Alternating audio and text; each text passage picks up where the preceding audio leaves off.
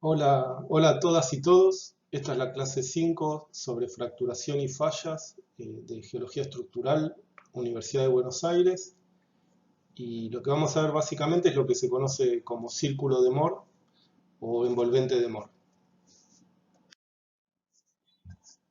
Bueno, antes de seguir, es importante para entender esta teórica que primeramente escuchen la teórica 3 sobre esfuerzos, fuerzas y esfuerzos.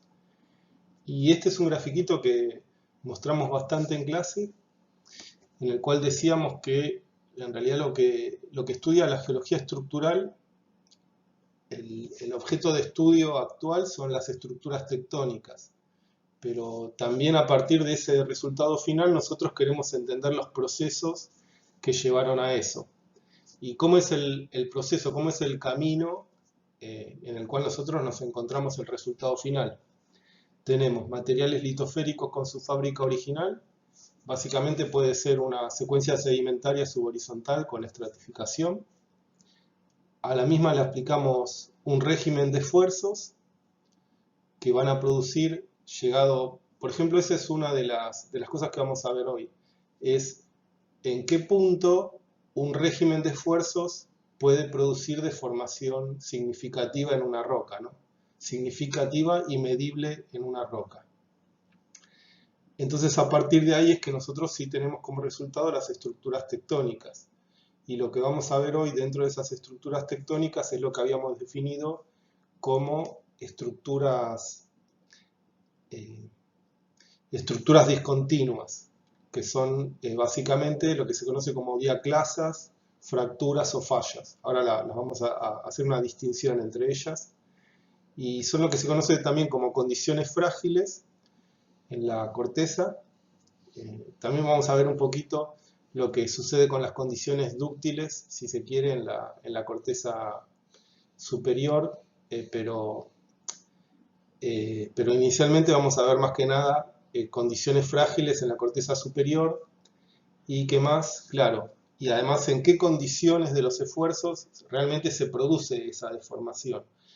A lo que voy es que podemos estar en un sector cratónico de la corteza, siempre hay un régimen de esfuerzos aplicado, es lo que habíamos visto antes, siempre, porque la presión litostática ya de por sí, por más de que no exista un campo lejano significativo de los esfuerzos tectónicos, en cualquier lugar de la corteza donde nosotros buceemos, si se quiere, nos vamos a encontrar con un régimen de esfuerzos. Pero para que se produzca una deformación significativa, y en este caso esa deformación significativa que queremos estudiar es la fracturación. ¡Pum!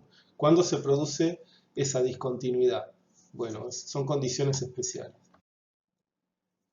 Repasemos los modos de fracturamiento, porque si decimos que la fracturación es una deformación discontinua, a partir de ahí tenemos diferentes modos de fracturación.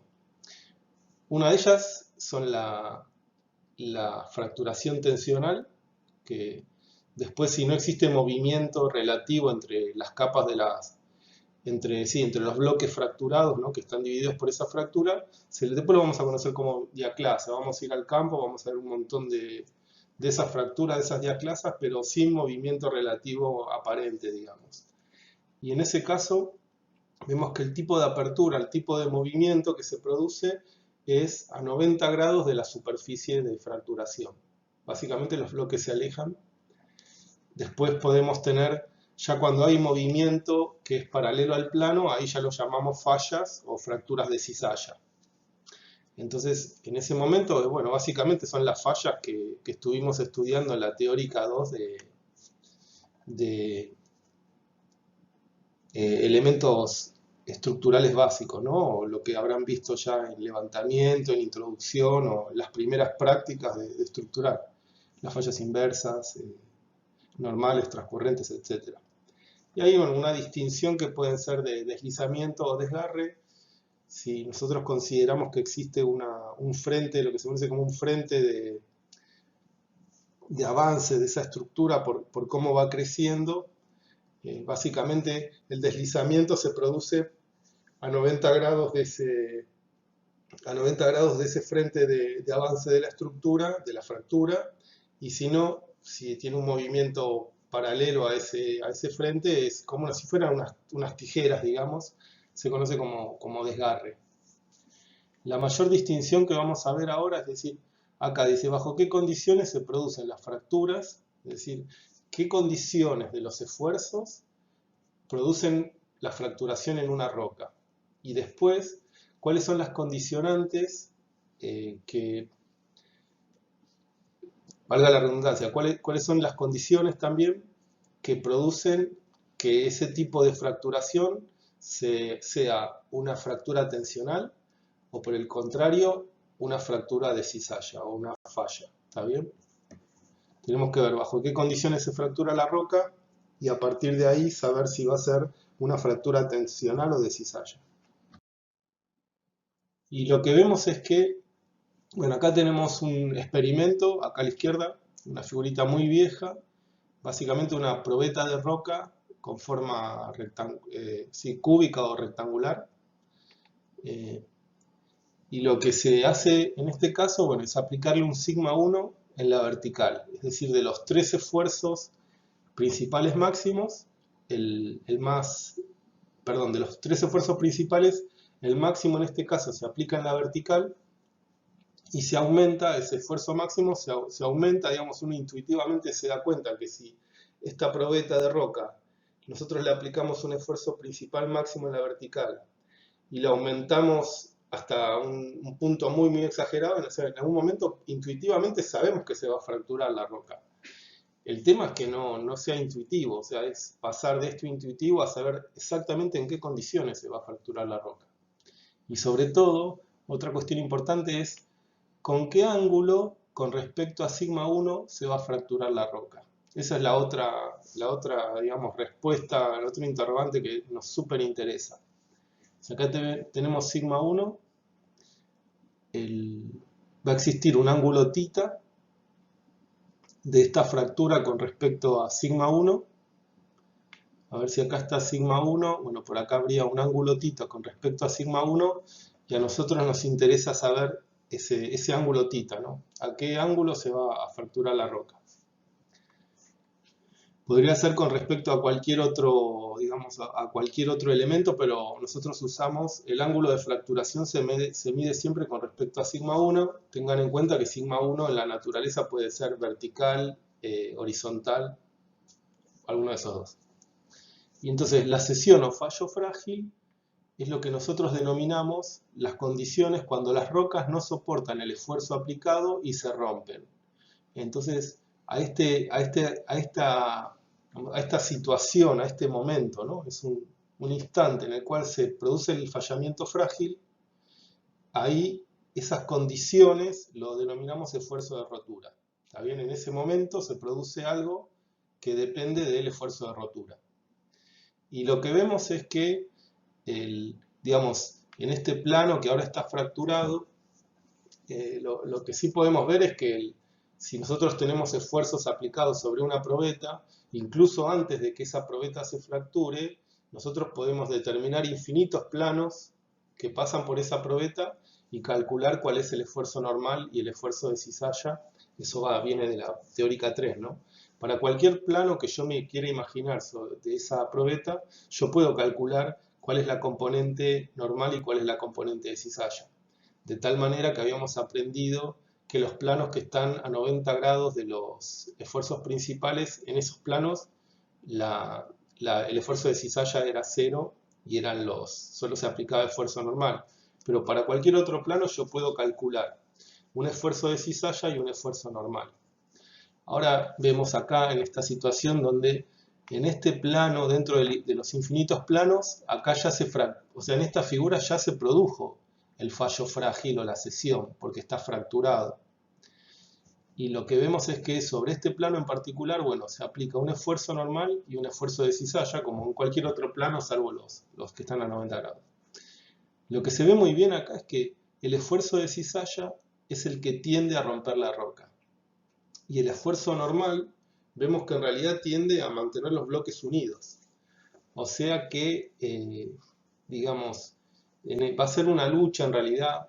Cuando nosotros aplicamos o cualquier roca que se aplica en la naturaleza o en un experimento, nosotros le aplicamos un esfuerzo cada vez más grande, lo que va a cambiar en cada plano son las condiciones de los esfuerzos normales y de cizalla, de tal manera que es una lucha en la cual el esfuerzo de cizalla quiere romper la roca, el normal la quiere mantener unida, y básicamente, bueno, y básicamente el esfuerzo normal actúa sosteniendo la roca a partir del coeficiente de fricción, ¿no? O sea, para que se produzca el deslizamiento en cualquier superficie, esto de acá puede ser sí, más bien como física, los cochecitos que vemos en física 1, ¿no? Eso es lo que vemos acá, tenemos el esfuerzo de cizalla que intenta romper la roca y el esfuerzo normal mantenerla unida vía vía el coeficiente de fricción, que ahí sí va a depender de cada material. O sea que ahí estamos metiendo propiedades de los materiales. Y entonces yo lo que les puedo preguntar es, ¿cómo podemos cuantificar las componentes de cizalla y de normal sobre cualquier plano real o imaginario dentro de una roca? O sea que puede haber planos preexistentes o planos imaginarios en el sentido de que todavía no existe la discontinuidad ahí, solo una orientación preferencial. Pero lo que vamos a estudiar primero son rocas isótropas que no están fracturadas. O sea que la pregunta sería, ¿cómo puedo cuantificar las componentes de esfuerzo normal y de cizalla sobre cualquier plano imaginario en una roca, ¿no? Y bueno, acá tenemos digamos, las ecuaciones del esfuerzo que habíamos visto en la clase 3. O sea que acá sí tenemos el sigma rojo, que en este caso el sigma rojo a lo que corresponde es al esfuerzo normal adentro de en un plano determinado, es igual a, bueno, a este choclete de acá, ¿no? Sigma 1 más sigma 3 dividido 2 menos sigma 1 menos sigma 3 dividido 2 por el coseno de 2 tita. Este 2 tita es el coseno del ángulo del tita entre el plano, cualquier plano, y el sigma 1. Acá está relacionando, digamos, de esta manera, a partir de este tita, es que nosotros nos ubicamos en el espacio. Podemos ubicar un plano cualquiera en el espacio con respecto a sigma 1, lo llamamos tita, y entonces para determinadas condiciones de sigma 1 y de sigma 3, podemos obtener cuál va a ser el esfuerzo normal en ese plano. Y el esfuerzo tau es lo mismo, otro chocolate parecido, y con el seno de 2 tita multiplicado por esto, vamos a obtener cuál es el valor de tau. Así que para relacionar estos dos, esta ecuación con este cartoncito de acá, vemos que este es el tita, el sigma rojo o sigma normal es este de acá, el sigma de tita, esta flecha azul, y el tau que está acá en azul es esta flechita amarilla, el tato de tita. ¿Está bien? Me quedó lindo el tato de tita. Bueno.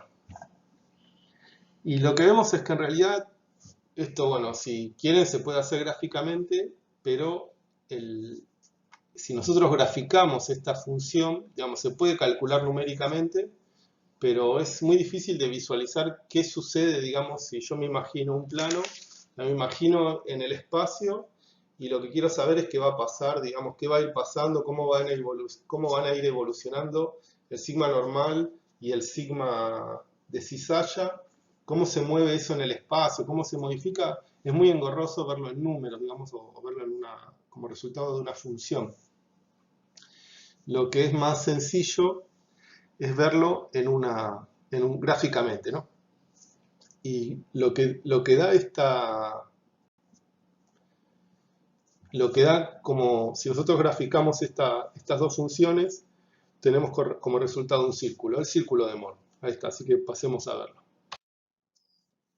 ¿Y cómo es este círculo de Moore? Digamos, ¿cómo está compuesto? Vemos que tenemos en el eje de las X, a la izquierda, tenemos los sigmas normales tensionales. Estos sigmas normales tensionales son aquellos negativos que realmente hacen tracción. Yo les decía que en la naturaleza mayormente los sigmas los esfuerzos son positivos o compresivos. Entonces, en general en la naturaleza, salvo condiciones en las cuales sí se producen los esfuerzos tensionales, que son momentos quizás breves pero muy importantes. O sea que a la izquierda es donde se encuentran los sigmas normales, perdón, sí, los sigmas normales compresivos en el eje de las X. Y después en el eje Y, en el eje Y, tenemos hacia arriba los esfuerzos de cizalla positivos y hacia abajo los esfuerzos de cizalla negativos. ¿Y cómo se construye ese círculo? Bueno, básicamente lo que hacemos es en el eje X, algo que es bastante fácil de graficar, que es, o obtener, digamos, lo mínimo que podemos tener. O sea, fíjense que con que el sistema, y también que acá estamos trabajando en dos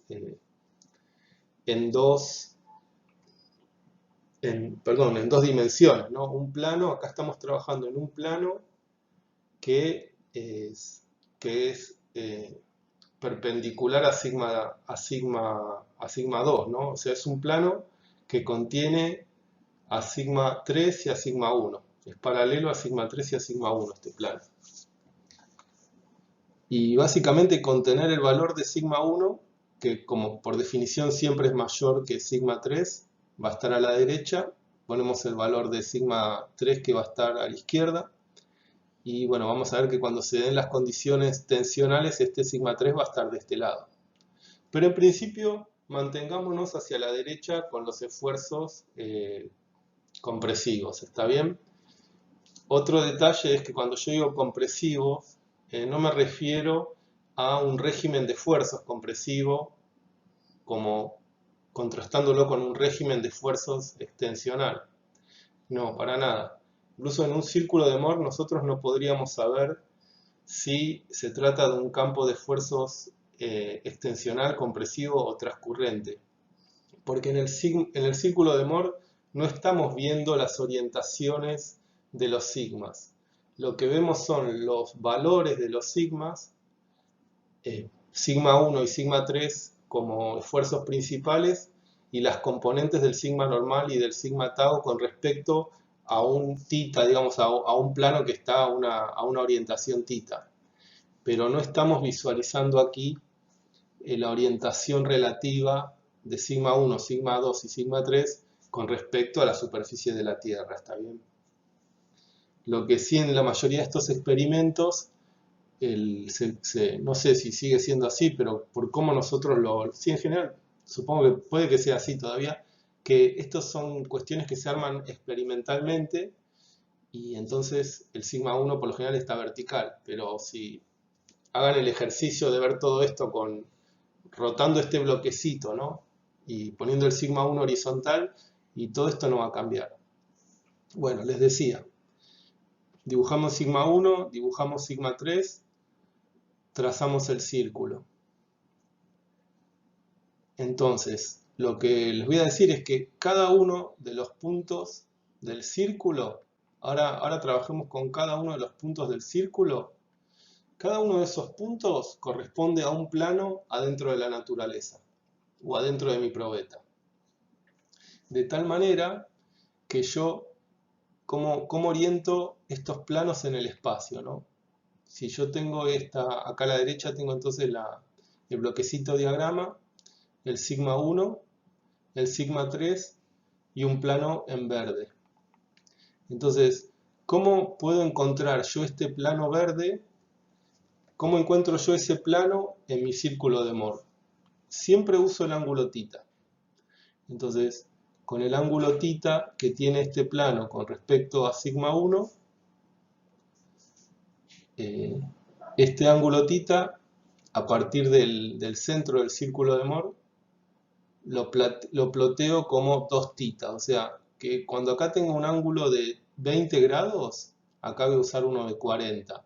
Uno de 15, acá voy a usar 30, porque lo que se usa acá es el 2θ.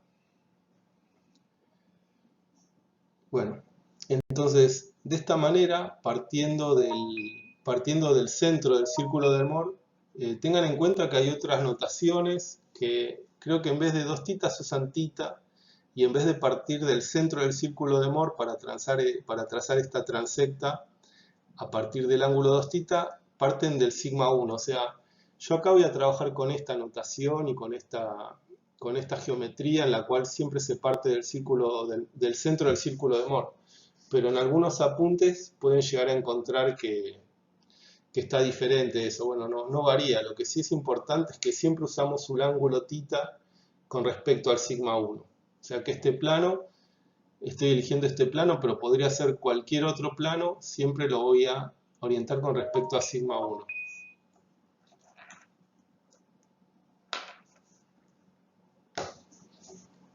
Bueno, a ver qué otra cuestión me está quedando. Bueno, ahí tengo que seguir. Entonces, si acá tengo un θ, acá lo transformo en 2θ y trazo esta recta azul. O sea que este punto negro es el que corresponde, digamos, a partir de este punto negro, su valor X, perdón, su valor Y me va a dar el esfuerzo de cizalla sobre ese plano. Y el valor sobre la X me va a dar el esfuerzo normal sobre ese plano.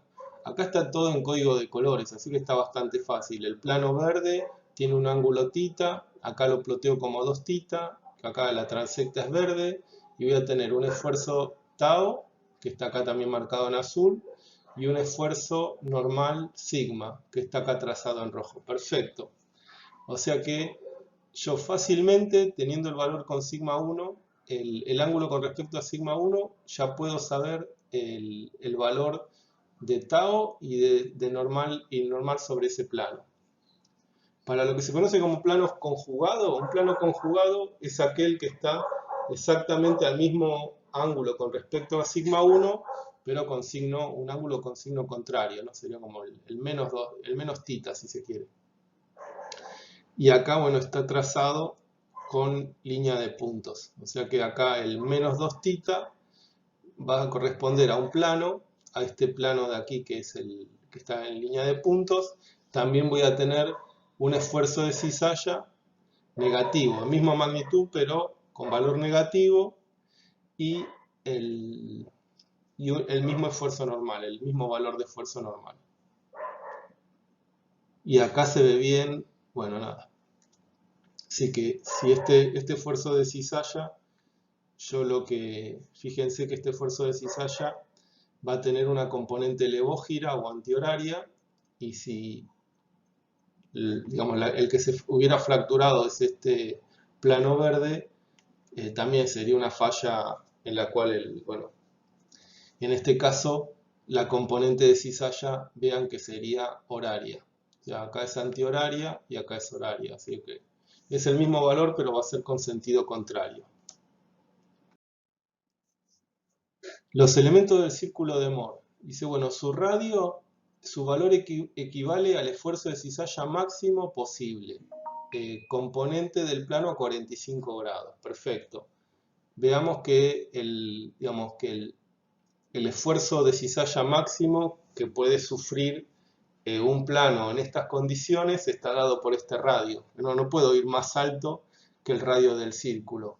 Y acá dice componente del plano a 45 grados. Claro, además, fíjense, claro, que acá tau es igual a sigma 1 menos sigma 3 dividido 2, que básicamente acá, que es lo que está acá, sigma 1 menos sigma 3 dividido 2, hagan la cuentita, digamos, o piénsenlo gráficamente, esto es lo que da el valor de gráfico, porque sigma 1 menos sigma 3 me da el diámetro del círculo, lo divido por 2, tengo el radio. Y entonces este va a ser el componente de cizalla máximo que pueda existir bajo estas condiciones de sigma 1, sigma 3. Y digo componente del plano a 45 grados, claro, a 45, un θ de 45 grados, es decir, un plano que esté a 45 grados de sigma 1. Y acá se transforma en un 2θ. Acá se transforma en un 2θ de 90 grados. El centro del círculo representa el esfuerzo medio, que es la media aritmética de los esfuerzos principales. Claro, acá siempre en dos dimensiones. Se va a hacer el esfuerzo medio. El esfuerzo diferencial es diámetro del círculo, representa el potencial de deformación. Bueno, eso lo vamos a entender ahora. Estas dos cosas, o sea que esto, lo del esfuerzo diferencial, lo vamos a usar muchísimo. Vamos a hablar todo el tiempo de esfuerzo diferencial. Porque básicamente es sigma 1 menos sigma 3 el esfuerzo diferencial. Es el diámetro del círculo. Y vamos a ver que cuanto más grande sea la diferencia entre sigma 1 y sigma 3, mayor va a ser el potencial de deformación. Porque básicamente nosotros decimos como acá que los esfuerzos son siempre compresivos, en el caso digamos que siempre apuntan hacia adentro, a contener. Así que si yo tengo una roca que está contenida por los sigma 1 y sigma 3 porque son positivos, es bastante intuitivo pensar que si uno de esos esfuerzos se hace más chico, entonces el otro le va a ganar y va a deformar la roca. Por eso es importante el esfuerzo diferencial para romper la roca. El esfuerzo diferencial entonces depende de la diferencia entre sigma 1 y sigma 3 y va a estar graficado, lo que se va a representar es por el tamaño del círculo de Mohr. Cuanto más chiquito sea el círculo de Mohr, entonces el esfuerzo diferencial es más chico. Valores parecidos de sigma 1 y sigma 3. Cuando los valores de sigma 1 y de sigma 3 son muy diferentes, entonces el círculo va creciendo. Esto, lo que pasa es que a continuación todo este círculo, que ahora lo vemos como una cuestión estática para una situación, tenemos que empezar a imaginarnos qué sucede con el círculo de Mohr cuando yo cambio las condiciones del entorno. Y el centro del círculo representa el esfuerzo medio. Bueno, el esfuerzo medio es, para que este círculo esté más hacia la derecha, imagínense que los valores de sigma 1 y sigma 3 son más grandes. O sea, cuando el esfuerzo medio es más grande, el círculo se mueve hacia la derecha.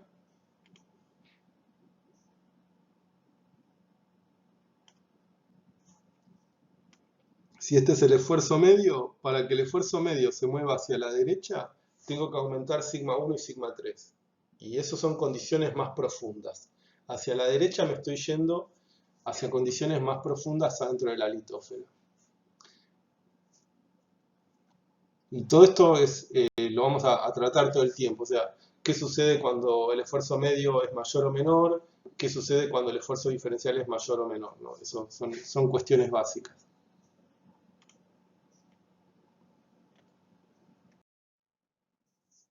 Bueno, usémoslo un poquito entonces al círculo de Mohr. A ver, ¿qué sucede en los planos principales? ¿Ya? Los planos principales decíamos que son aquellos que están a 90 grados de los sigmas, ¿está bien? Entonces, como acá estoy trabajando en dos dimensiones, solo voy a ver dos planos principales. El plano principal que está a 90 grados de sigma 1 y el plano principal que está a 90 grados de sigma 3. Acá en la vertical tenemos a sigma 1, en la horizontal tenemos a sigma 3, con lo cual veamos por ejemplo qué sucede con este plano, ¿no? O sea, el plano principal que es perpendicular a sigma 1. En ese caso, el plano principal perpendicular a sigma 1, el θ es 90. ¿Está bien? El θ de este plano está a 90 grados de sigma 1. Este es sigma 1 y a 90 grados tengo el plano principal perpendicular a sigma 1. O sea que para traerlo acá tengo un 2θ de 180. El 2θ de 180 me lleva justo acá. Ya, yo desde acá, desde el centro, trazo 180 grados y de ahí una transecta hasta que corta el círculo. Está perfecto, miren, me dio bien. Ahí va a ser el valor de sigma 1, puro sigma 1, y ¿cuál es la componente de cizalla? 0. O sea que se da lo que habíamos dicho antes, que en los planos principales se aplica puro la componente de máxima del esfuerzo y no tengo nada, puro esfuerzo normal, no tengo cizalla. Y si vemos el plano que perpendicular a sigma 3, en el plano principal perpendicular a sigma 3, vemos que con respecto a sigma 1 tiene un ángulo θ de 0. Ese ángulo θ de 0 está acá, desde el centro del círculo de Moore, trazo una transecta hasta que intersecto el círculo. Bueno, perfecto, tengo el valor de sigma 3 sobre ese plano. Y el esfuerzo de cizalla, bueno, claramente es el esfuerzo de cizalla, claramente es 0 también ahí. Y a ver qué sigue preguntando. ¿Cuál es el plano de menor esfuerzo normal? ¿Y cómo se aplica esto a las intrusiones? Eso, bueno, queda, más o menos lo estamos respondiendo ahora, pero les queda para la clase de consulta. Y a continuación dice, bueno, ¿cuál es la orientación de los planos con máximo esfuerzo de cizalla? A ver, respondamos eso. O sea, ¿cuál es la orientación de los planos con máximo esfuerzo de cizalla? Si quieren, piénsenlo, que sería este de aquí, ¿no? A ver, estoy dibujando así. Sería este. Acá me pregunta, ¿cuál es la orientación de los planos con máximo esfuerzo de cizalla? Yo tengo que hacer al revés, tengo que fijarme cuál es el máximo esfuerzo de cizalla y de ahí transformarlo. ¿Ven? Acá trabajo con 2θ y paso a θ. Lo que me está haciendo la pregunta me está haciendo eso. La voy a responder a continuación, pero bueno, si quieren pausar y responderla a ustedes. Y la respuesta a esa pregunta de cuál es la orientación de los planos con máximo esfuerzo de cizalla, básicamente lo que tenemos que hacer es buscar dentro del círculo de Moore los puntos en los cuales los esfuerzos de cizalla son los más grandes, ¿no? Tanto el positivo como el negativo. Son fáciles de encontrar esos puntos. Y después básicamente lo que tenemos que hacer es buscar fijarnos, digamos, los ángulos θ. Este es el ángulo, perdón, cuando lo mido acá es el ángulo 2θ. 2θ de 90 y 2θ de menos 90. Por lo tanto, los ángulos θ son de 45 grados con respecto a sigma 1. Los 2θ son 90, así que el θ son 45 grados.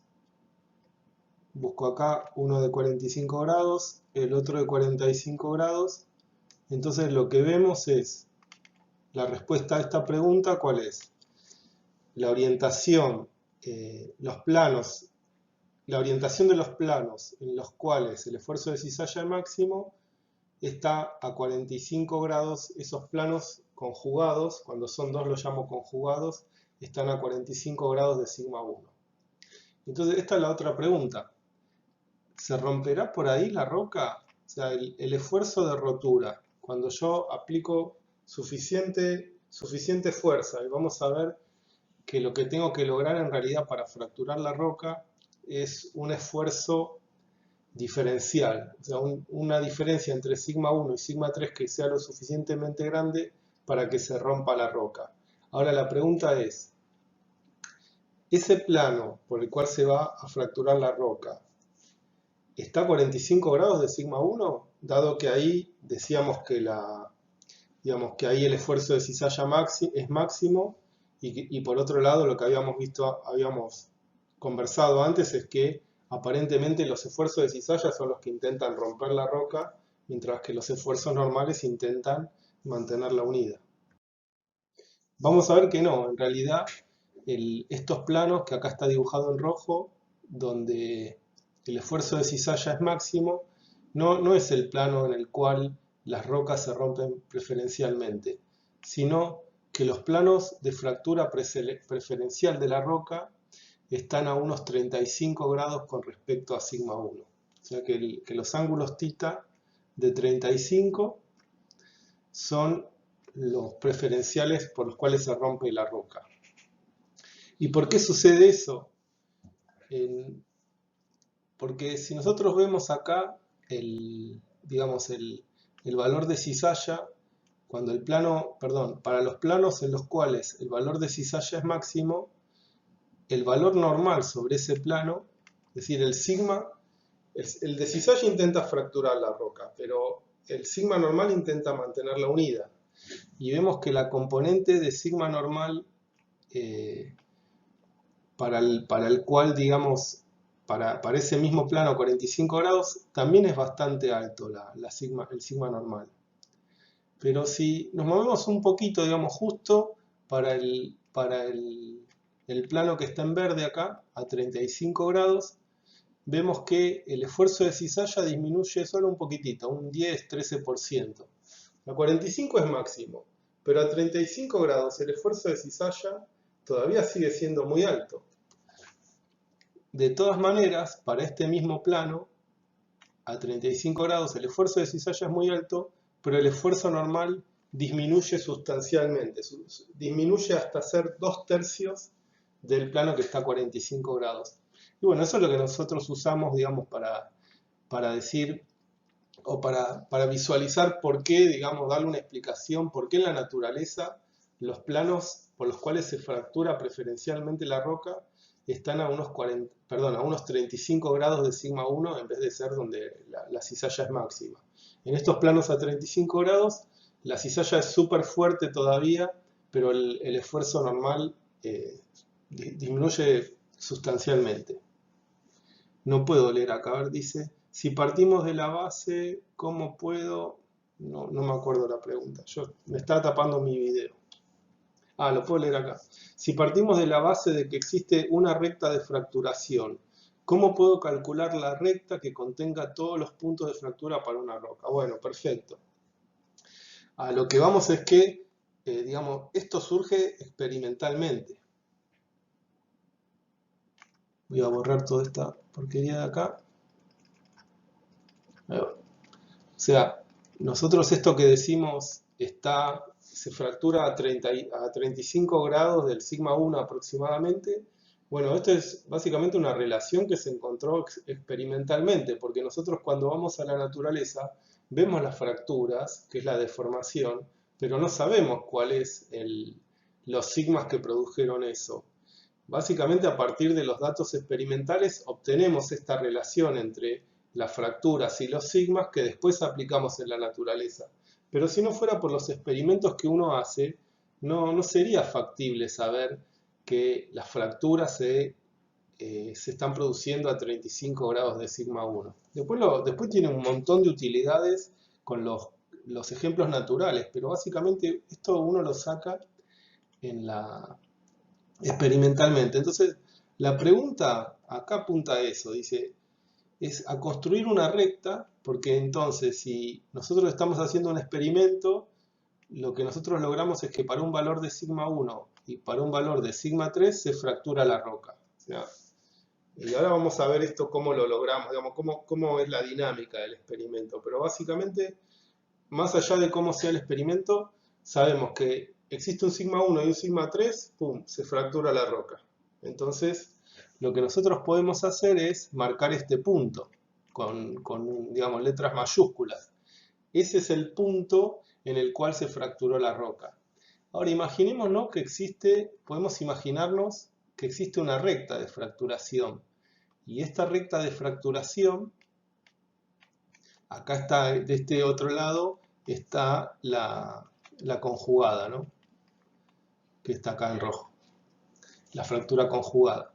Entonces lo que nos podemos imaginar es, digamos, ¿existirá una recta? Si yo reproduzco diferentes condiciones de sigma 1 y de sigma 3, esos diferentes puntos se van a poner en una recta, en una envolvente, en una curva. ¿Qué forma va a tener? Bueno, ¿y cómo lo podemos hacer? Para eso está el experimento que realizó Coulomb. Y entonces lo que hizo él fue básicamente, dice, bueno, este experimento fue realizado por primera vez por Coulomb y es válido para esfuerzos compresivos, con bajos esfuerzos medios, es decir, bajas presiones confinantes. Esfuerzos compresivos, es decir, que son positivos, y bajos esfuerzos medios quiere decir que estamos cerca de la ordenada al origen, ¿no? O sea, que estamos en la corteza superior frágil, condiciones más bien someras, digamos. Y lo que nosotros queremos lograr son estas líneas de fracturación, ¿no? Es decir, con diversas condiciones del círculo de Moore vamos a ir trazando diferentes puntos que permitan elaborar esta recta. A ver si lo tengo acá. Ahí está.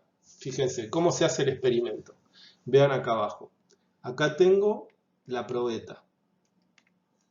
La probeta de roca sobre la cual yo quiero realizar el experimento.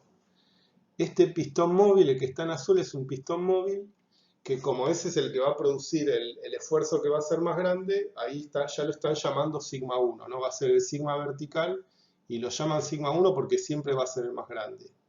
Y acá, digamos, la probeta va a estar inmersa en un líquido, en un aceite, algo hidráulico, que permita producir digamos, unos sigmas de confinamiento, un esfuerzo de confinamiento que sea bastante sustancial. O sea que el sigma 3 y el sigma 2 van a ser bastante sustanciales a partir de un esfuerzo hidráulico que yo produzco en esta entrada, donde está inmersa el pistón, pero básicamente el esfuerzo más grande va a ser el vertical, ¿no? Donde tengo la prensa que va a ir aplastando esto. Entonces, en ese caso, imaginémonos, ponemos el pistón en ponemos la probeta en ese pistón y empezamos a aplicar un sigma 1. O sea que acá vamos a tener un valor de sigma 3 y un valor de sigma 1. Ahora, el esfuerzo hidráulico, digamos, la presión confinante del sigma 3 lo vamos a dejar constante. Eso no lo vamos a mover. Lo que sí vamos a hacer es vamos a seguir aplicando, vamos a empezar a actuar con un torniquete e ir aumentando el sigma 1. Entonces, básicamente lo que va a suceder, ¿qué está sucediendo acá? Están aumentando los esfuerzos diferenciales y el esfuerzo medio. El esfuerzo medio no mucho, sí, se está moviendo hacia la derecha, pero acá lo que queremos visualizar es cómo va aumentando el esfuerzo diferencial. Es la diferencia entre sigma 1 y sigma 3 se va haciendo cada vez más grande. Ahí no pasó nada, o sea que yo en todo esto fui aumentando el sigma 1. El sigma 3 lo dejé constante, pero todavía no pasó nada. Pum, ahí se fractura la roca. Yo marco el punto de fracturación. Para el caso, por ejemplo, donde tengo las conjugadas, ¿no? O sea que lo voy a marcar arriba y abajo. Ahí dejo esos puntos, claro, ahora dejo esos dos puntos, es donde se fracturó la roca. Ahora, ¿qué hago? Inicio de nuevo el experimento, pero el sigma 3 lo inicio con un valor un poquito más bajo. Y ahí va. El sigma 3 tiene un valor y voy aumentando progresivamente el sigma 1 hasta que se fractura la roca. Ahí tengo otros dos puntos. De esta manera, lo que logré hacer, ahí va de nuevo. Ahí está fracturada la roca. Logré dos cosas. A partir de este experimento, en donde lo que hicimos fue dejar fijo el sigma 3 y aumentamos el sigma 1. Lo que hicimos básicamente fue aumentar el esfuerzo diferencial. Y el círculo fue creciendo hacia la derecha, porque el sigma 3 estaba fijo. Así que el sigma 1 fue creciendo hacia la derecha. De esta manera podemos ver dos cosas. Que efectivamente en nuestros dos experimentos, partiendo desde sigma 3 que tenían valores diferentes, en los dos casos, aumentando el sigma diferencial, logramos fracturar la roca. Eso es una cuestión. O sea que vemos que la manera de fracturar la roca es aumentando la diferencia entre sigma 1 y sigma 3. Y por otro lado vemos, acá solo lo hice dos veces, pero la experiencia nos dice que si nosotros hacemos ese experimento infinidad de veces, todos esos puntos de fracturación van a generar una recta. Al menos para estas condiciones cercanas al origen, ¿no? Ahora, perfecto, alguien me puede decir también, mirá, Matías, para mí yo no estoy de acuerdo en que lo importante acá sea el esfuerzo diferencial. Para mí lo importante es el valor de sigma 1. Entonces vamos a hacer el experimento al revés. Vamos a dejar, pues bueno, llega un punto donde el sigma 1 es tan grande que se fractura la roca. Entonces hagamos digamos, el experimento al revés. Partimos de un sigma 1 que está fijo, y lo que vamos a hacer es disminuir digamos, lo que decíamos que era como una presión que confinaba al pistón. Le vamos a ir disminuyendo esa presión de tal manera que el sigma 1 lo dejamos fijo y lo que disminuimos es el sigma 3. De nuevo, el sigma 1 es muy grande y está fijo. Y lo que estamos haciendo es disminuir, estamos disminuyendo el sigma 3 de tal manera que lo que sigue aumentando es el esfuerzo diferencial. Ahí se fractura la roca. O sea, con este otro experimento estamos demostrando eso, que lo importante es el esfuerzo diferencial y no tanto el valor de sigma 1. Así que con esos experimentos de Coulomb se logró conseguir una línea de fracturación, que se conoce como la recta experimental de Coulomb. Lo que es importante es recalcar que esta recta es para fracturas nuevas, es decir, se hace en rocas isótropas que no tienen ninguna discontinuidad y estas son fracturas nuevas. Porque una roca que ya tiene fracturas preexistentes, vamos a ver que el movimiento en esas fracturas preexistentes se va a regular a partir de otra recta u otra fórmula. Y esta línea de fracturación, bueno, ¿cuáles son los elementos? La fórmula es, el tau es igual a la cohesión más el mu por el sigma normal. Entonces vemos que tau es el esfuerzo de cizalla al que se romperá la roca. Es básicamente estos valores, digamos, que vemos que cuando el círculo de Moore, el esfuerzo diferencial al crecer, haga que el círculo de Moore toque esta línea de fracturación en alguno de esos puntos, en alguno de esos valores de tau, la roca se rompe. La cohesión primaria es el esfuerzo de cizalla necesario para romper la roca cuando el esfuerzo normal es 0. Básicamente la cohesión es acá, es cuando la recta intersecta el vértice Y, ¿no? del gráfico. O sea que lo que sucede acá, digamos, veamos eso que dice, cohesión primaria es esfuerzo de cizalla necesario para romper la roca cuando el esfuerzo normal es 0. Es verdad que cuando estamos acá, para este punto, vemos que el esfuerzo normal es 0. El esfuerzo de cizalla sí tiene un valor que es igual a la cohesión. Es básicamente si nosotros produjéramos un esfuerzo de cizalla intentando dislocar un bloque sin esfuerzo normal. Entonces, básicamente, ¿qué representa eso? Representa la unión entre los granos, ¿no? O sea, decíamos que el esfuerzo normal actúa a partir de un mu para intentar mantener la roca unida, pero puede haber, digamos, una situación en la cual ese mu no existe. Si yo no tengo digamos, estoy hablando de un plano sobre el cual no hay ningún tipo de esfuerzo normal. ¿Cómo hago? Entonces, pero el tema es que si yo quiero dislocar ese plano, por más que no exista ningún esfuerzo normal, va a existir una unión entre granos, una unión que tiene que ver con la cohesión de esa roca. Precisamente por eso es que estamos hablando de esta cohesión primaria. Y se llama primaria porque esa es la mayor diferencia entre una fractura preexistente y una nueva. Para generar una fractura nueva tengo que romper esa cohesión, pero una vez que se rompió ya no existe más. Una vez que se genera un plano, la cohesión primaria, valga la redundancia, por eso se llama primaria, ya no existe más. Y ahí voy a pasar a otra fórmula. El mu es el coeficiente de fricción interna y determina el ángulo phi. Acá siendo el ángulo phi la pendiente de la recta. Y ese coeficiente de fricción interna sí puede variar bastante según el tipo de roca y sobre todo ya lo voy a decir después cuándo. Y el esfuerzo, bueno, sigma es el esfuerzo normal, ¿no? Tenemos el coeficiente de fricción, el esfuerzo normal, y bueno, y en definitiva esto, ¿no? Esta multiplicación de mu por el sigma es el que está dando la pendiente de la recta y es el esfuerzo de rozamiento que tengo que superar para que se produzca el deslizamiento. Una cosa importante es que esta recta funciona para este sector. con esfuerzos compresivos y cercanos al origen, ¿no? Cuando nos movemos hacia la izquierda con valores tensionales, bueno, vamos a ver que es diferente, ¿no? Esto que está acá en línea de puntos, que está bueno para verlo, para ver a phi, pero nada más, porque no, está en línea de puntos porque no se sigue comportando de esta manera la roca cuando nos movemos en esfuerzos tensionales. Y bueno, lo que sí vemos es que en estos casos el 2θ se mantiene constante. Siempre se fractura la roca a 35 grados de sigma 1.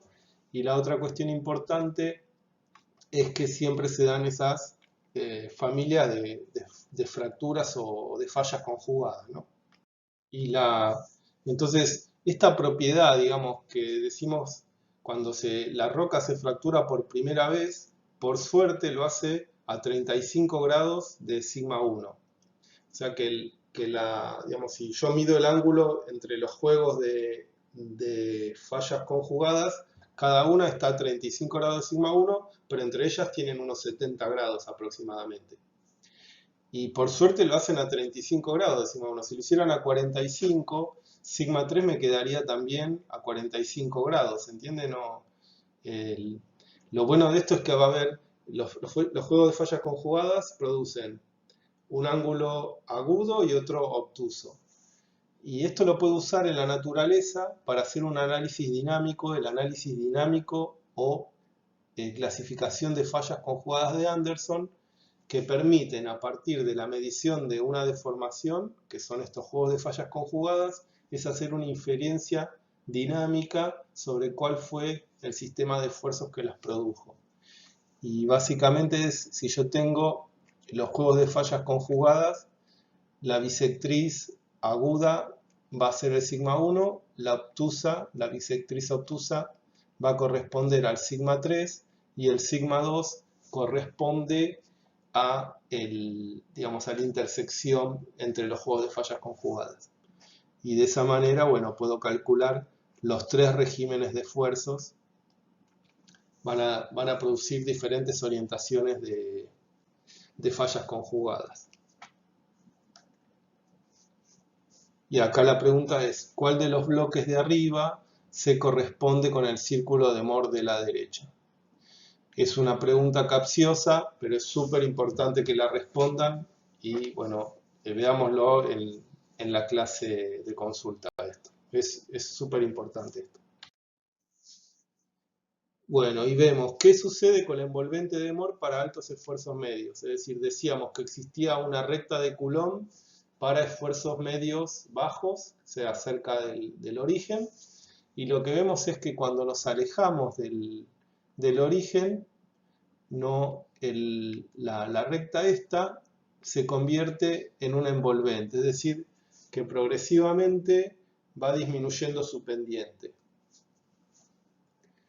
Eso es lo que sucede, o sea que cambia el mu o coeficiente de fricción interna, que es el que está regulando este ángulo phi, ¿no? Lo que vemos que con la profundidad ese ángulo phi va disminuyendo, tiene cada vez menos pendiente, entonces pasamos de una recta de Coulomb a la envolvente de Moore. Y entonces vemos eso, que se produce una envolvente de ruptura o fracturación a medida que estamos en esfuerzos medios más altos. El 2θ varía, la pendiente disminuye hacia el eje de cizalla. Perfecto. Y dice diferenciar entre la recta de fracturación que se construye para diversas condiciones del estado de esfuerzo y se mantiene constante del círculo de Moore. Claro. Acá eso no sé si a alguien se le escapó, pero estamos hablando de dos conceptos, ¿no? Por un lado estamos hablando de la recta envolvente de fracturación. Eso es una cuestión. Bueno, a ver cómo va. Bueno, eso es como un límite, pero el círculo de Moore es el que yo dibujo acá adentro y es el que representa las condiciones de esfuerzos. ¿Está bien? El círculo de Moore corresponde a condiciones del esfuerzo, el esfuerzo diferencial. ¿Está bien? Yo ahí puedo, el tema que llega a un esfuerzo diferencial que toca la envolvente de fracturación y ahí la roca se fractura. ¿Se entiende? O sea, son dos conceptos o son dos cuestiones diferentes. El círculo, que representa el estado de los esfuerzos, y la envolvente recta de fracturación, que lo que representa es las condiciones particulares en las cuales se va a fracturar la roca. Y todo esto se puede, digamos, si nosotros hacemos un montón de experimentos y, o sea, saquemos de la variable el círculo de Moore. Y si uno hace experimentos en un montón de diferentes tipos de roca, y eso lo hizo Bayer-Lee, lo que encontró Bayer-Lee para un montón de tipos de roca diferentes es que si sacamos el círculo de Moore y nos metemos, simplemente pensemos entonces en la envolvente de fracturación o la recta de fracturación. Dado que acá lo que está graficado es el esfuerzo de cizalla y el esfuerzo normal en X necesario para fracturar una roca. Y acá hay un montón de puntos que corresponden a un montón de tipos de roca diferentes. Y vemos que casi todas, digamos, si bien tienen cierta dispersión estos puntos, lo hacen bastante cercano a esta recta que cumple con este parámetro o esa fórmula que habíamos dicho, que es igual a la recta de fracturación, al tau, es igual al coeficiente 0, el coeficiente primario, más el mu por el sigma normal. Y en estos casos dice, bueno, el C0 oscila entre 5 y 200 megapascales y el mu es aproximadamente 0,85 cuando estamos en estas condiciones, ¿no? Cuando estamos en condiciones menores a 200, 300 megapascales, el mu es aproximadamente de 0,85. Y después, cuando estamos, acá lo que cambia es la escala para los esfuerzos normales y bueno, también para los esfuerzos de cizalla, son mucho más grandes. Esto me parece que está mal. Será 4, esto es 1200. Pero vemos que la diferencia entre el gráfico de la izquierda y el de la derecha es que el de la derecha tiene una escala de valores mucho más grande. Y vemos que entonces para esfuerzos que son mayores a 200 o 250, 300 megapascales de esfuerzo normal, el mu disminuye y pasa de ser de 0,85 a 1,06, a un mu de 0,6. Y entonces lo que estamos viendo acá es, si nosotros nos olvidamos del círculo de Moore y vemos simplemente estas condiciones de cizalla y esfuerzo normal que hacen falta para fracturar la roca, vemos que a valores de esfuerzo medios que son más grandes, disminuye el mu. Y es lo que dice acá, ¿no? El mu se puede dividir en dos segmentos correspondientes a valores de 0,85 para bajos esfuerzos diferenciales y 0,6 para altos esfuerzos diferenciales. Y con eso, bueno, repasando un poquito, lo que estamos viendo acá del estado del esfuerzo, y esto tiene que ver con la clase 03 que diferenciábamos diferentes casos, estado de los esfuerzos, no régimen, sino estado de los esfuerzos, si los valores relativos entre los diferentes esfuerzos. Vemos que estamos trabajando acá en esfuerzos biaxiales compresivos para esta envolvente de fracturación. Estamos con todos los sigmas son positivos, pero uno de los sigmas es mayor que el otro, no son iguales. Y otra cuestión es que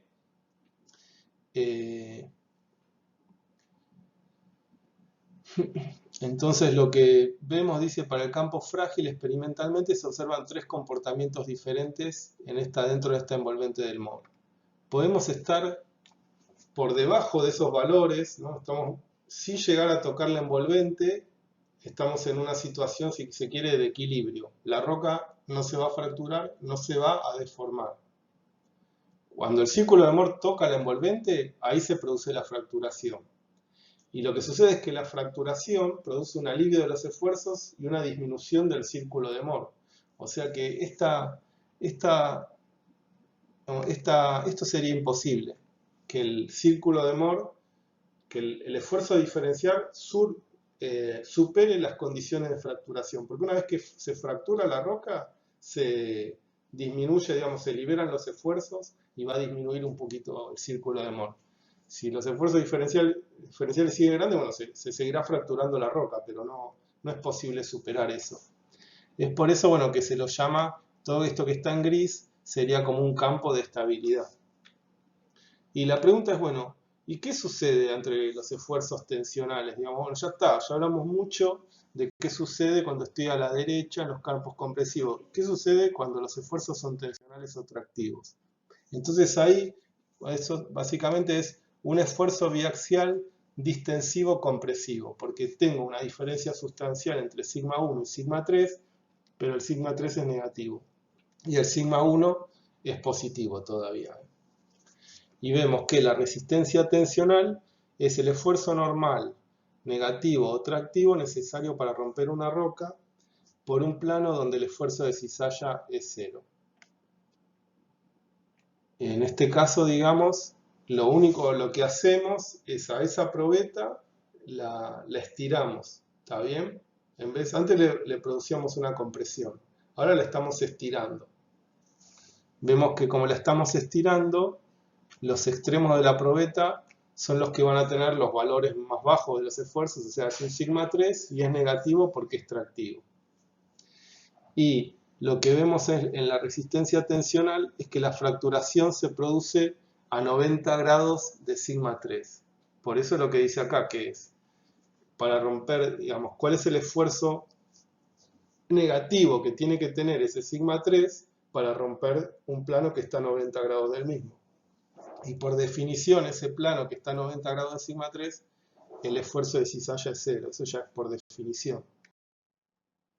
Y ahí lo que vemos es lo que se conoce como esfuerzo de Griffith criterio de Griffith para esfuerzos tensionales. Es ese punto de ahí, es el T, es el esfuerzo tensional, que es aproximadamente, en cuanto a su magnitud, la mitad de la cohesión primaria de la roca.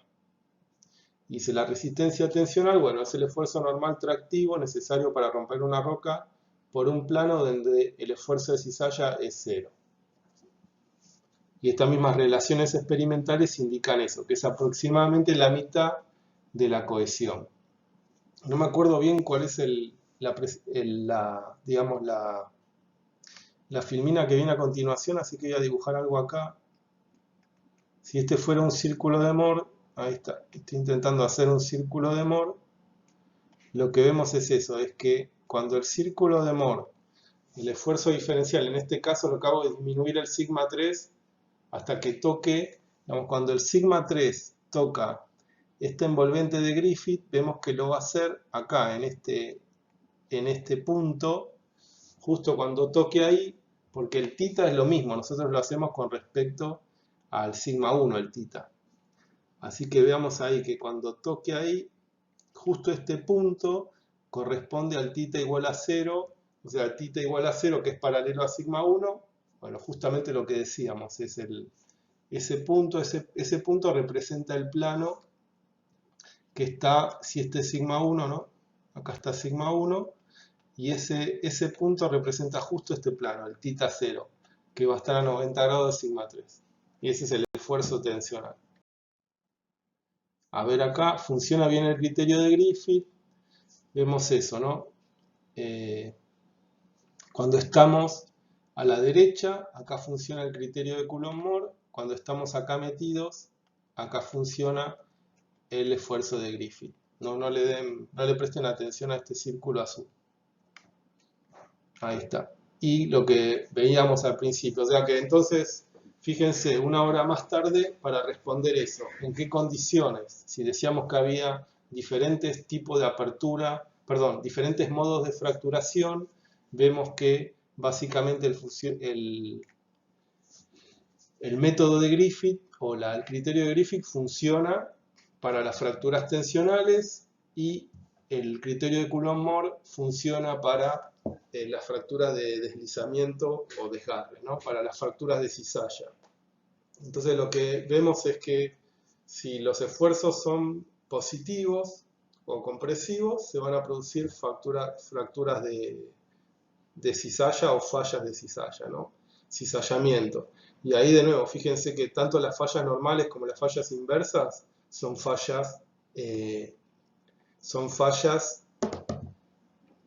fracturas de cizalla, porque ahí lo que les tiene que sonar es que sea compresivo significa que son valores positivos de sigma 1 y de sigma 3, ¿está bien? Pero en el afallamiento normal también voy a tener valores de positivos de sigma 1 y de sigma 3, porque si no, digamos, la burrada sería decir, bueno, hacia la derecha tengo fallas inversas y hacia la izquierda tengo fallas normales, cuando claramente son cosas muy diferentes, ¿está bien?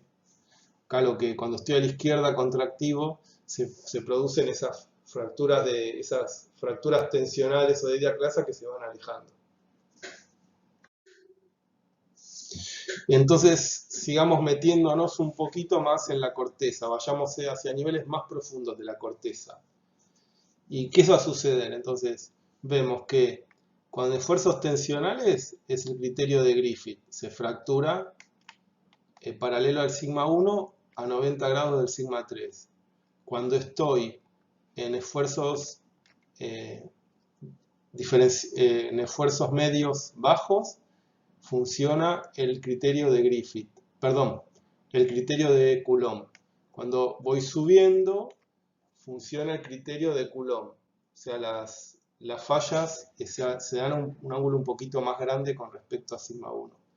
¿Y qué sucede? Va a llegar a un punto donde voy a llegar digamos, voy a alcanzar las condiciones dúctiles, porque si me muevo hacia la derecha estoy diciendo que estoy hacia esfuerzos medios más grandes, y eso correspondía a estar en condiciones cada vez más profundas, o sea que regulado por el gradiente geotérmico, a medida que yo vaya a condiciones más profundas, voy a estar en un punto donde la temperatura hace que las rocas dejen de comportarse de una manera frágil y lo empiecen a hacer dúctilmente. Y lo que vemos que en el campo dúctil se toma en cuenta el T máximo, no hay discontinuidades planos, ni rozamientos, ni cuenta el C0, claro.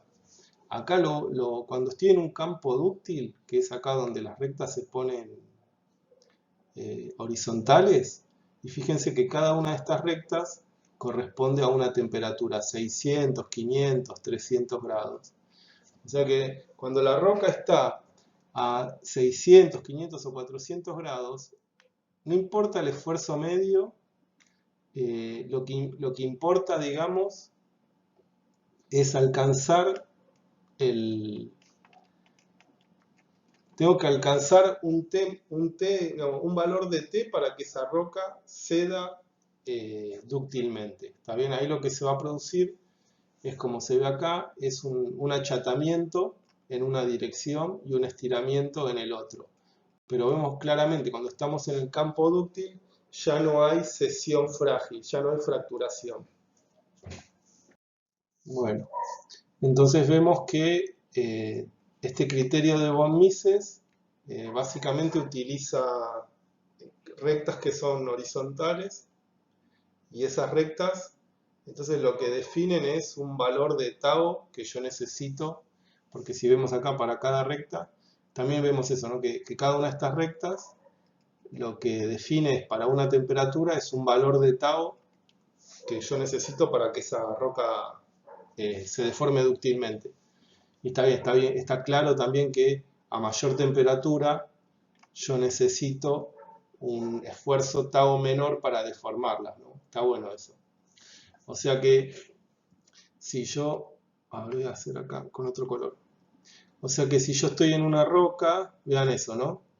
Estoy en una roca, voy a seguir el comportamiento, o sea, estoy metido dentro de la corteza y voy a situaciones cada vez más profundas. Entonces, después vamos a ver cómo se consigue esto, ¿no? El esfuerzo traccional.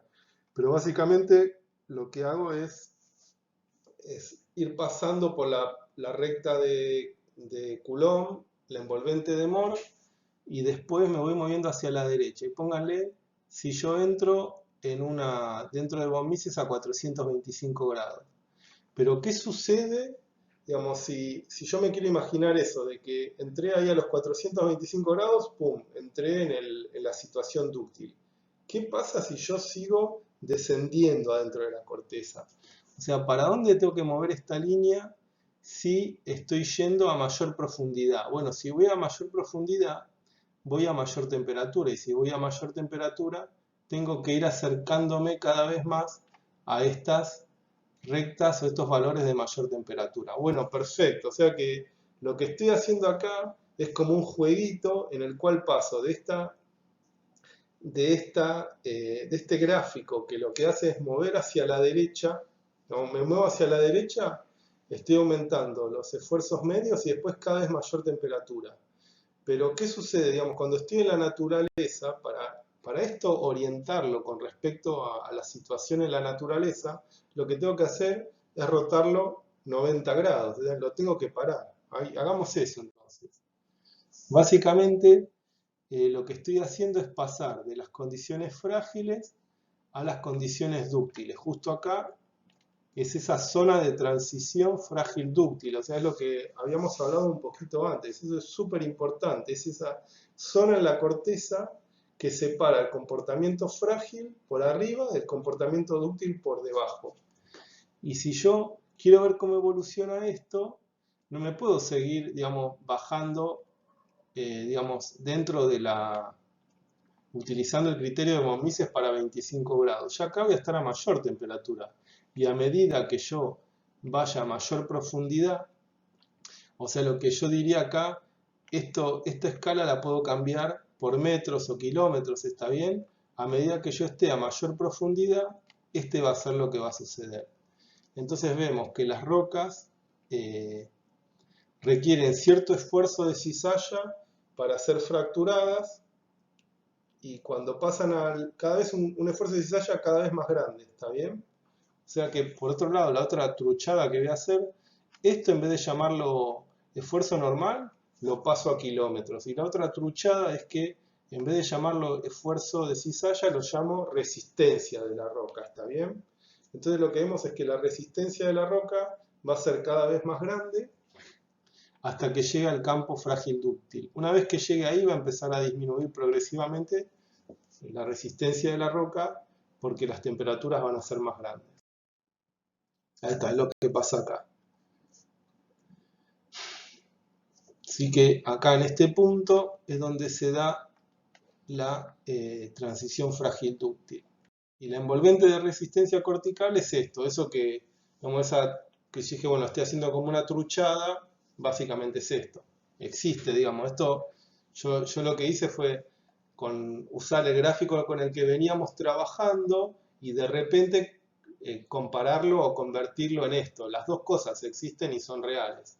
O sea que si yo hago una envolvente de resistencia cortical en el cual en el X pongo la resistencia de las rocas a fracturarse y en el Y pongo la profundidad en kilómetros, veo eso, ¿no? Que la resistencia de las rocas aumenta hasta que llego a esa transición. Y entonces dice, acá pregunta o dice, el punto de transición es donde las rocas ofrecen mayor resistencia a la ruptura. Exactamente, acá en este punto, esta transición frágil dúctil, vemos que las rocas es donde son más resistentes. Y además es ahí donde ocurren los terremotos más violentos, precisamente ahí porque es donde las rocas son más duras, o sea, más duras no, más resistentes. Y después, digamos, acá sí hace una pregunta. ¿Dónde será más resistente la corteza? ¿En sectores con alto o con bajo flujo térmico? A ver, piénsenlo. ¿Qué va a suceder, digamos, con esta transición frágil dúctil? Depende de la temperatura, ¿está bien? Y esta temperatura en grados, yo la puedo transformar en kilómetros a partir del gradiente geotérmico, ¿no? Si tengo un gradiente geotérmico en el cual la temperatura aumenta, no sé, 30 grados por kilómetro. Pero si el gradiente geotérmico aumenta a 50 grados por kilómetro, ¿qué va a suceder con esta transición frágil dúctil? ¿Va a subir o va a bajar? ¿Está bien? ¿Dónde será más resistente la corteza? ¿En sectores con alto o con bajo flujo térmico? Eso dejémoslo para las clases de consulta también. ¿Y qué pinta tendrá la envolvente de resistencia de esos sectores? Es decir, esta recta que está en negro, ¿no? Esta figurita, yo lo veo como una nariz, ¿no? Esta nariz que está acá, ¿qué pinta tendrá si el flujo térmico es mayor? qué pinta tiene si el flujo térmico, perdón, si el flujo térmico es mayor o si el flujo térmico es menor. ¿Qué pinta va a tener eso? Dice, podemos ver cómo las rocas cambiarán su comportamiento ante cambios en el flujo térmico. Bueno, sigamos. Y lo que les decía es, o al menos lo estamos viendo ahora, ¿no? Que la transición frágil dúctil básicamente marca dos tipos diferentes de deformación, bueno, en sistemas de Riff y en sistemas compresivos también, ¿no? Es esa, por arriba se va a deformar frágilmente y por debajo dúctilmente. Pero ¿qué es lo importante? Que esas transiciones frágiles dúctiles constituyen sectores de despegue. Y cuando hablamos de fallas lístricas, ya sea en este caso fallas lístricas normales, sea de fallamiento normal de sistemas de Riff, lo que vemos es que el sector donde la falla lístrica principal se pone horizontal es lo que nosotros denominamos como detachment o sector de despegue. Y en ese sector de despegue es que se enraizan o van a parar todas las numerosas fallas del sistema de Riff. Y algo parecido va a pasar en los sectores compresivos. Bueno, eso, nada, es que es muy importante eso, el tema de las transiciones frágiles dúctiles, y bueno, creo que esta es la mejor manera de verlo. Lo vamos a ver, estas transiciones frágiles dúctiles lo vamos a ver cuando veamos sistemas de Riff, cuando veamos sistemas compresivos de fajas plegadas y corridas. Y entonces lo que aprendimos en esta clase fueron dos cosas que quiero recalcar. Por un lado, aprendimos a construir esta envolvente, que vemos que esa envolvente o campo de estabilidad, que es una vez el círculo de Moore, los esfuerzos se pueden mover libremente por acá adentro, pero una vez que toquen esas paredes, la roca se va a fracturar o va a ceder dúctilmente. Aprendimos a cómo construir este envolvente y las diferentes situaciones claro, los diferentes tipos de deformación que se va a producir según las diferentes condiciones en las que me encuentro. Por ejemplo, si yo toco al punto A, que es la resistencia tensional, en ese punto voy a lograr fracturas tensionales perfectamente a 90 grados de sigma 3. Si estoy en C, que es la recta de fracturación de Coulomb, voy a tener fractura de cizalla a 35 grados de sigma 1. En B voy a tener cuestiones intermedias. Después, cuando estoy en D, en la transición frágil dúctil, me estoy acercando hacia a la transición frágil dúctil. Las rocas es el lugar donde más resistentes van a ser y las fracturas de cizalla van a ser, pero van a ser a un ángulo mayor con respecto a sigma 1, 40, 45 grados. Y después, en los puntos más extremos, a mayores temperaturas, voy a tener la cesión dúctil. Eso es lo que aprendimos. Aprendimos a construir ese campo. Y después nos mantuvimos más que nada adentro de las condiciones que hacían falta para lograr fracturas de cizalla. Pero la clase que viene vamos a ver dos cuestiones principales. Uno es esta misma recta de fracturación. ¿Qué sucede cuando existen planos de fracturas preexistentes? Porque esto lo construimos para rocas isótropas, homogéneas, sin planos de fracturación previo. Así que la primera cosa que vamos a ver la clase que viene es qué sucede cuando existen planos de fracturación preexistente. Y lo segundo es qué condiciones en la naturaleza permiten que exista un sigma 3 negativo, un sigma 3 tensional.